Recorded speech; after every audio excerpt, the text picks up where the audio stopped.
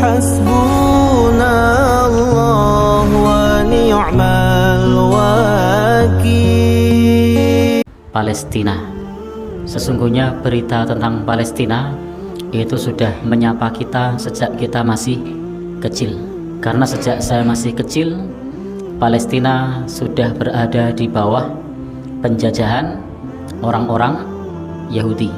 Yang terkait dengan Palestina atau tanah Syam dan orang-orang Yahudi itu sebenarnya sudah lebih dari 2000 tahun tidak punya negara. Tapi mereka tidak punya negara bukan karena diusir oleh umat Islam, bukan. Karena memang Baitul Maqdis itu atau Masjidil Aqsa itu disebut di dalam Al-Quran, dan saat itu memang belum ada masjidnya. Allah berfirman, Subhanalladzi asra bi'abdihi lailam minal masjidil haram ilal masjidil aqsa. Maha suci Allah yang telah memperjalankan Nabi kita Shallallahu Alaihi Wasallam pada suatu malam dari Masjidil Haram ke Masjidil Aqsa. Yang disebut Masjidil Haram di Ka'bah Al-Musyarrafah saat itu juga belum ada masjidnya. Demikian pula di Masjidil Aqsa saat itu juga belum ada masjidnya. Maka yang disebut Masjidil Haram itu ya area Masjidil Haram itu. Sebagaimana yang disebut Masjidil Aqsa itu adalah area yang ada di Masjidil Aqsa, bukan masjidnya. Kalau masjidnya ada beberapa masjid itu, ada Kubah Sokhroh, ada Kibli, dan luasan Masjidil Aqsa itu kurang lebih sekitar 14 km persegi. Sehingga yang disebut Masjidil Aqsa itu bukan hanya masjidnya itu, karena banyak orang yang menganggap Masjidil Aqsa itu yang kubah berwarna emas. Ada pula kemudian membantah itu bukan Masjidil Aqsa. Yang Masjidil Aqsa itu yang kubah berwarna hitam. Baik yang hitam maupun yang kuning itu ada di area Masjidil Aqsa, karena luasannya adalah 14 km persegi. Padahal yang kuning maupun yang hitam sebelum itu dibangun, Quran sudah menyebut Masjidil Aqsa. Jadi Masjidil Aqsa tidak untuk menyebut masjid, tapi untuk menyebut tempat. Dulu Khalifah Umar menaklukkan Baitul Maqdis pada tahun 637 Masehi, dan pada saat ditaklukkan itu penghuninya bukan orang Yahudi. Demikian pula Nabi juga tidak pernah mengusir orang-orang Yahudi dari Palestina. Jadi jangan salah, karena yang berkembang di luar terutama para pembela Israel mengatakan bahwasanya mereka itu orang Israel itu merebut tanahnya kembali. Umat Islam termasuk Nabi Shallallahu Alaihi Wasallam, para sahabat termasuk sahabat Umar bin Khattab yang menaklukkan Baitul Maqdis atau Masjidil Aqsa itu pada saat itu di sana penduduknya bukan orang-orang Yahudi, penguasanya bukan orang Yahudi, tapi penguasanya adalah orang-orang Romawi, orang Nasrani. Jadi pada saat itu terjadi penjajahan, yang menjajah adalah orang-orang Romawi. Jadi Palestina saat itu dijajah oleh orang-orang Romawi, dan Islam datang untuk membebaskan dari penjajahan orang-orang Romawi. Jadi yang diusir itu adalah penjajah Romawi, bukan orang Yahudi. Umat Islam tidak pernah merebut dari orang-orang Yahudi, tidak pernah merebut dari orang-orang Bani Israel itu, tapi justru membebaskan penduduk Palestina dari penjajahan bangsa Romawi. Dan bangsa Romawi itu ada dua, ada bangsa Romawi kuno. Bangsa Romawi kuno itu agamanya bukan Nasrani, tapi menyembah dewa-dewa. Termasuk kalender yang kita pakai itu adalah warisan dari kalender Romawi kuno. Januari, Februari, Maret dan seterusnya. Itu adalah warisan dari kalender Romawi kuno, penyembah berhala. Kemudian hadirlah Romawi Nasrani, karena Romawi kemudian masuk Nasrani, dan itu terjadi pada saat pasca konsili tahun 325 atau 352, coba dicek nanti kalendernya. Itu kemudian mereka masuk ke dalam agama Nasrani, karena sebelumnya mereka juga memusuhi orang-orang Nasrani. Jadi Romawi kuno itu memusuhi orang-orang Nasrani. Jadi kalau kita tahu siapa dulu yang memburu Nabi Isa alaihissalam, siapa yang memburu? Orang-orang Romawi. Jadi orang-orang Romawi. Sampai kemudian Allah selamatkan Nabi Isa alaihis salam. Barrafa'allahu ilaih wa kana Allahu azizan hakimah. Maka Allah Subhanahu wa taala mengangkatnya ke langit, dan Allah Subhanahu wa taala Maha perkasa lagi Maha bijaksana. Sementara orang-orang Nasrani sendiri meyakini bahwasanya benar-benar Nabi Isa itu disalib. Padahal itu tidak terjadi. Nah, siapa yang mengejar-ngejar Nabi Isa? Orang Romawi. Meskipun kemudian orang Romawi masuk Nasrani beberapa abad kemudian. Sebelum itu, bangsa Palestina juga pernah berada di bawah kekuasaan orang-orang Babilonia di zaman Nabi Ibrahim ya. Jadi pernah di bawah kekuasaan mereka. Jadi memang di Palestina itu penduduk aslinya adalah bangsa Kan'an, bangsa Finik. Tetapi kemudian penguasanya silih berganti. Penjajahan demi penjajahan terjadi yang ada di Palestina. Jadi termasuk orang-orang Yahudi atau Bani Israel di Palestina itu statusnya bukan penduduk asli, tapi pendatang. Karena penduduk aslinya adalah bangsa Kan'an. Termasuk orang-orang Arab itu juga pendatang. Dan Palestina ini kemudian berada di bawah kekuasaan Islam dalam waktu yang cukup lama. Dalam waktu yang cukup lama pasca dibebaskan oleh Khalifah Umar bin Khattab dari penjajahan Romawi. Mulai dari 637 atau 636 Masehi sampai tahun 1920 itu berada di bawah kekuasaan kaum muslimin, minus pada saat direbut oleh tentara salib kurang lebih sekitar 87 tahun. Karena sebelumnya di Palestina ini pernah terjadi peristiwa yang disebut dengan perang salib. Jadi dulu Palestina ini pernah jatuh ke tentara salib atau tentara Romawi, yang itu kurang lebih sekitar peperangan berlangsung kurang lebih sekitar 200 tahun dan jatuh ke tangan mereka kurang lebih sekitar 87 tahun. Kemudian berhasil direbut kembali oleh Salahuddin Al-Ayyubi, dan memang tampak berbeda ketika direbut oleh penguasa Nasrani pada saat itu di Masjidil Aqsa banjir darah, sehingga digambarkan di dalam tulisan-tulisan yang menjelaskan mengenai peristiwa tentara salib merangsek ke Masjidil Aqsa itu banjir darah, sehingga di mana-mana tergenang darah karena tidak peduli baik laki-laki, perempuan, orang tua, anak-anak, mereka semua dihabisi. Tetapi begitu Salahuddin Al-Ayyubi pada saat itu kembali mampu menaklukkan, merebut kembali dari tentara salib, maka dibebaskan semua mereka untuk meninggalkan Masjidil Aqsa, dan mereka yang masih tinggal di sana mereka diberikan kebebasan untuk menjalankan keyakinannya, dan itu berlangsung sampai tahun 1920. Kekhalifahan berganti kekhalifahan masih berada di bawah kekuasaan kaum muslimin, mulai dari Bani Umayyah 1, kemudian Bani Umayyah 2, kemudian Abbasiyah, kemudian setelah itu ada Turki Utsmani. Meskipun Turki Utsmani ini runtuh pada tahun 1924, tetapi Palestina sudah jatuh ke tangan Inggris tahun 1920 karena kalah perang dunia, dan Palestina jatuh ke tangan orang-orang Inggris tahun 1920. Sudah berada di bawah kekuasaan Inggris, sampai kemudian Inggris menjanjikan kepada orang-orang Yahudi untuk didirikan negara Israel Raya di Palestina. Dan gerakan Zionis itu sudah ada sejak sebelumnya, karena pemimpin gerakan Zionis yang namanya Theodor Herzl itu dia mengatakan di tahun 1898 dia sudah punya rencana untuk mendirikan negara, karena kurang lebih selama 2000 tahun mereka tidak punya negara, karena diusir oleh orang-orang Romawi kurang lebih 1 abad sebelum Masehi. Itu mereka keluar dari Palestina. Nah, tetapi perlu diketahui bahwasanya Nabi Yakub alaihissalam dulu itu juga bukan penduduk asli dari Palestina. Sempat kemudian tinggal di Mesir, kemudian minta kembali ke Palestina. Setelah itu di zamannya Nabi Musa alaihissalam mereka meninggalkan Palestina dan tidak mau masuk ke Palestina. Diperintahkan oleh Allah untuk mengusir bangsa yang disebut kauman Jabbarin, satu kaum yang kuat, yang perkasa, yang menguasai Palestina saat itu. Tapi apa kata umatnya Nabi Musa? Kata Bani Israel saat itu, "Fadhhab anta wa rabbuka faqatila inna hahuna qa'idun." Pergilah ke sana wahai Musa bersama Tuhanmu, kami duduk-duduk saja di sini. Ini sifat Yahudi disebutkan dalam Quran, ini pengecut, tidak berani melawan orang-orang yang menguasai Palestina. Karena tidak mau masuk ke tanah Palestina, maka Allah hukum Bani Israel itu kebingungan di padang Tih, kurang lebih sekitar 40 tahun dalam posisi kebingungan.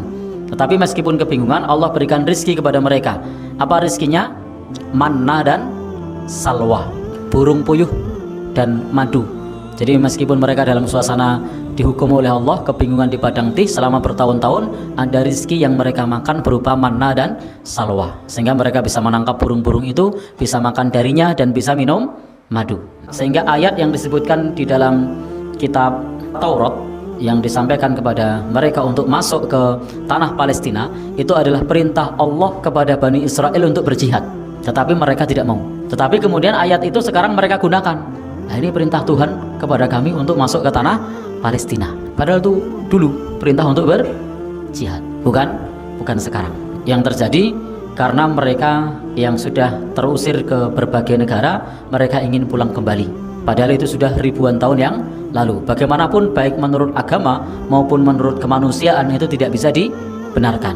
Saya kasih ilustrasi ini, kita buat ilustrasi Jawa saja. Orang Jawa ini ada yang ke Sumatera, ada yang ke Kalimantan, ada yang ke Suriname, ada yang di Madagaskar, dan di berbagai belahan dunia yang lain. Kira-kira apa yang terjadi kalau mereka melakukan gerakan pulang kampung ke sini?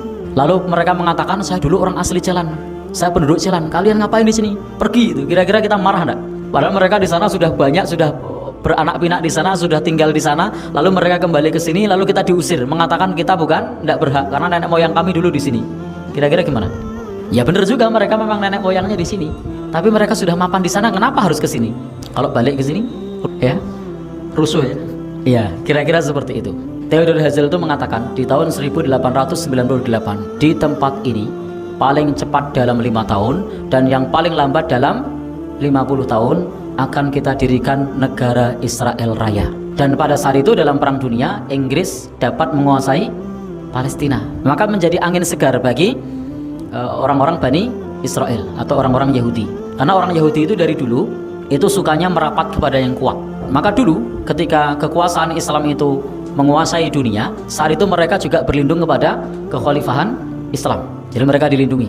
Demikian pula ketika Inggris saat itu melakukan penjajahan di mana-mana, mereka merapat ke Inggris. Dan saat ini yang kuat siapa? Merapatnya kemana? Jadi triknya merapat kepada yang kuat. Maka ketika merapat kepada Inggris, dan saat itu kemudian di tahun 1938 di Jerman ada peristiwa yang pada saat itu orang-orang Yahudi membuat onar. Lalu ada pembantaian terhadap orang-orang Yahudi. Siapa yang melakukan? Nazi. Sampai tahun 1945 itu masih terjadi gelombang pembantaian tersebut, karena orang-orang Yahudi menguasai perbankan termasuk licik untuk menguasai ekonomi, sehingga dianggap membuat onar, dan memang membuat onar, kemudian mereka dihabisi. Maka gelombang pengungsi Yahudi itu berdatangan menuju ke Palestina, dan itu difasilitasi oleh Inggris. Sehingga saat itu orang-orang Yahudi datang ke Palestina statusnya sebagai pengungsi. Dan mereka datang sebagai pengungsi mulai dari tahun 1920 sampai kemudian tahun 1948, pengungsi demi pengungsi datang ke sana. Dan orang Yahudi sudah mendapat tempat di Palestina. Dan ini menimbulkan perlawanan rakyat atau perlawanan warga Palestina. Dan yang pertama kali gugur melawan itu namanya Izzuddin Al-Qassam. Itu tahun 1935. Yang kemudian saat ini digunakan sebagai nama dari salah satu sayap militer Hamas, namanya Brigade Izzuddin Al-Qassam. Brigade Izzuddin Al-Qassam itu aslinya adalah seorang tokoh, seorang ulama yang melakukan perlawanan terhadap orang Yahudi yang kemudian gugur. Itu sebenarnya salah seorang ulama, dan beliau adalah orang yang tidak setuju, tidak rela dengan adanya penjajahan orang Inggris. Ketika tahun 1948, pengungsi demi pengungsi yang datang ini kemudian mendeklarasikan diri sebagai tanah atau negaranya.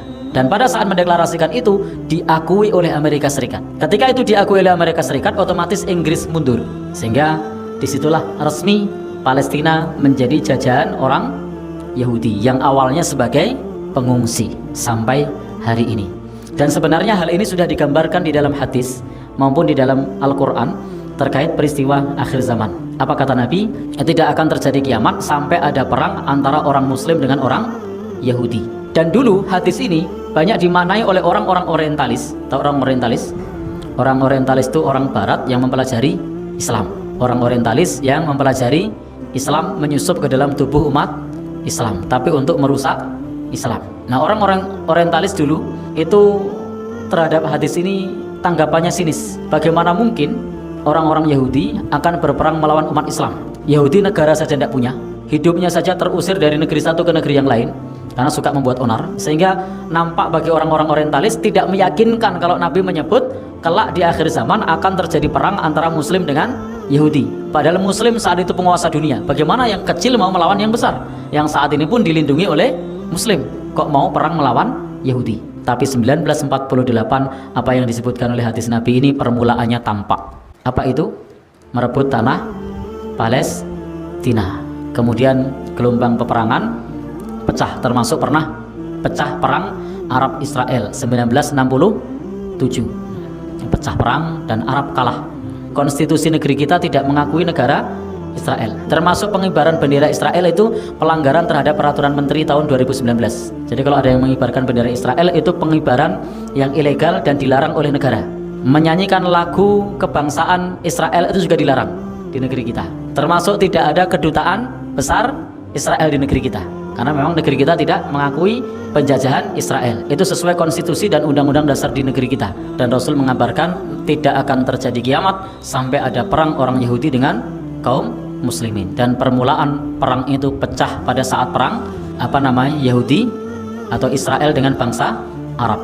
Kemudian setelah itu bangsa Arab kalah, sehingga ada perjanjian-perjanjian yang membuat bangsa Arab sampai saat ini dalam tanda petik itu tidak melakukan perlawanan militer karena kalah perang, kemudian ada perjanjian. Dan kita harus memahami ini. Tetapi bukan berarti Saudi Arabia itu diam, bukan. Beberapa saat yang lalu Saudi Arabia itu sudah mengirim bantuan pesawat yang ke-8. Hanya saja bantuannya itu tidak dikirim ke Palestina karena Arab itu tidak mengakui Israel, sehingga tidak bisa untuk ke sana. Lewatnya apa? Lewatnya Mesir. Sehingga dikirim ke Mesir, dari Mesir baru masuk ke Palestina. Termasuk MBS itu menyerukan untuk bagi yang memproduksi senjata, menyerukan untuk ada YouTube-nya untuk memboikot tidak jual beli senjata kepada negara Israel. Dan justru pasca perang itu kekuasaan Israel bukan malah tambah kecil, malah tambah luas. Sebelum perang Israel itu hanya sedikit yang dia kuasai. Begitu perang Israel terjadi, itu malah menguasai 80% wilayah Palestina. Maka di hadis ini kemudian disebutkan bahwa nanti hatta yahtabi al-yahud, sampai orang-orang Yahudi itu bersembunyi.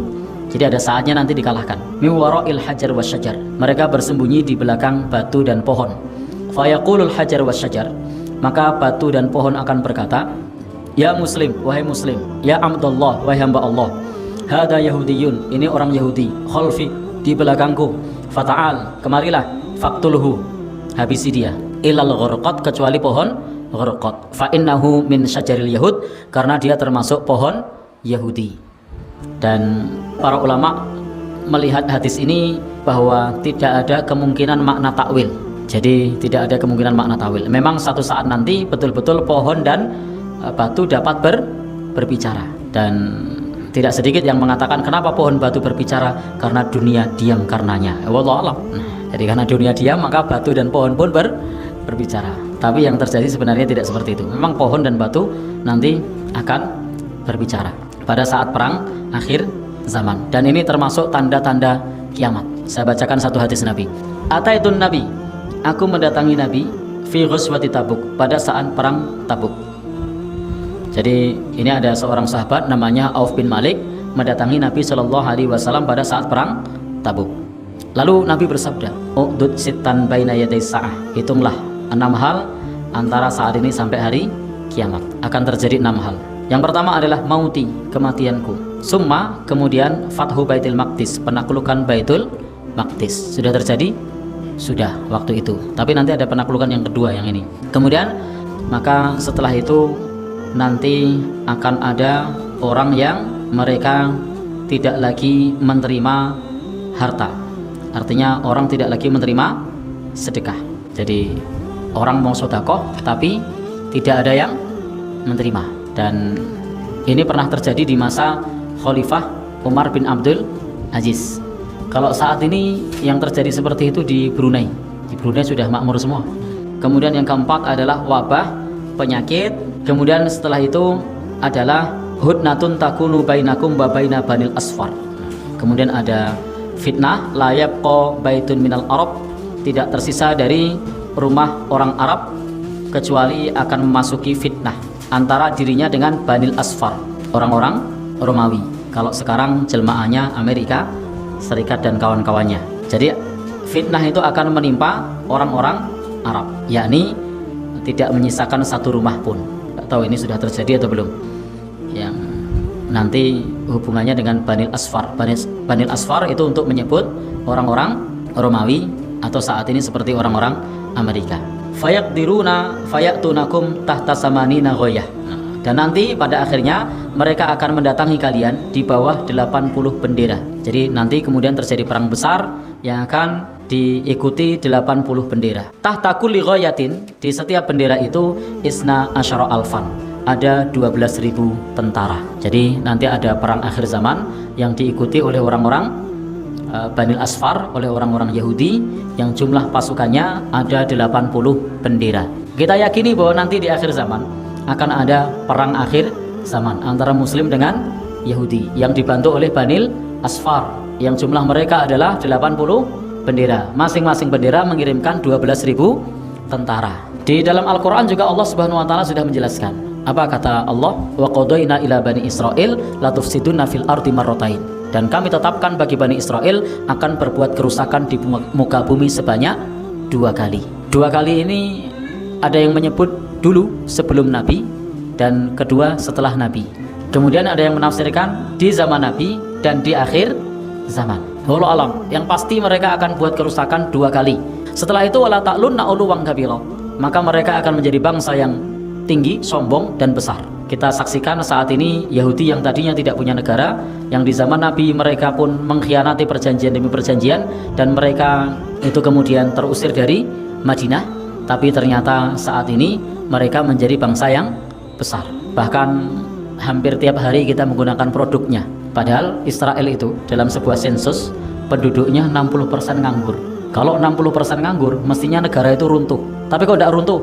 Karena perusahaannya ada di mana-mana, royaltinya ada di mana-mana. Sehingga meskipun mereka tidur, mereka nganggur, duitnya ngalir. Dan nanti termasuk orang-orang Yahudi itu akan menjadi pengikut Al-Masih Ad-Dajjal. Itu pengikutnya adalah orang-orang Yahudi. Dajjal itu punya simbol di keningnya kafir. Dan sekarang kalau jenengan lihat para tentaranya, militernya itu identitasnya apa? Tertulis di situ. Kafir. Silahkan cek di identitas tentaranya. Itu tulisannya kaf fa ro. Itu sekarang sudah ada identitas itu. Maka pertama yang bisa kita lakukan berdoa. Doakan mereka dalam setiap doa kita. Karena kita tidak sepakat dengan adanya penjajahan, berlawanan dengan hati nurani kita.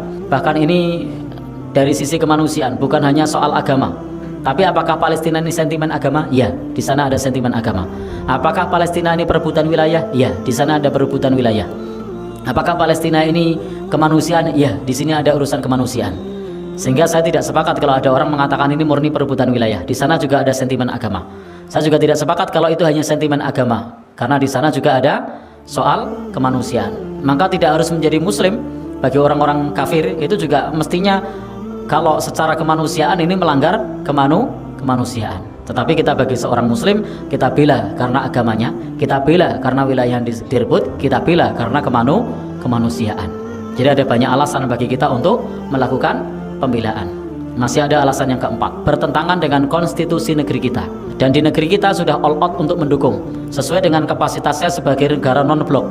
Non-blok itu tidak berpihak kepada pihak manapun, tetapi kita karena bertentangan dengan konstitusi penjajahan, maka kita dukung Palestina, tetapi tidak mengirimkan tentara karena non-blok, karena politik kita bebas aktif. Kalaupun mengirimkan, maka yang dikirimkan adalah tentara perdamaian. Baik, yang pertama doakan, yang kedua donasi. Jadi kita bisa donasi lewat apa? Bisa lewat Basnas, bisa lewat Lajismu, pakai lembaga yang kredibel. Kemudian yang ketiga, kita bisa melakukan apa yang difatwakan oleh majelis ulama. Apa fatwa majelis ulama? Haram membeli, mendukung. Yang haram itu melakukan dukungan, dan membeli termasuk bentuk dukungan. Ada dalilnya? Ada. Wala ta'awanu 'alal itsmi wal udwan. Jangan melakukan tolong menolong dalam dosa dan permusuhan. Demikian yang bisa kita sampaikan di kesempatan kali ini. Billahi taufiq wal hidayah. Wassalamualaikum warahmatullahi wabarakatuh.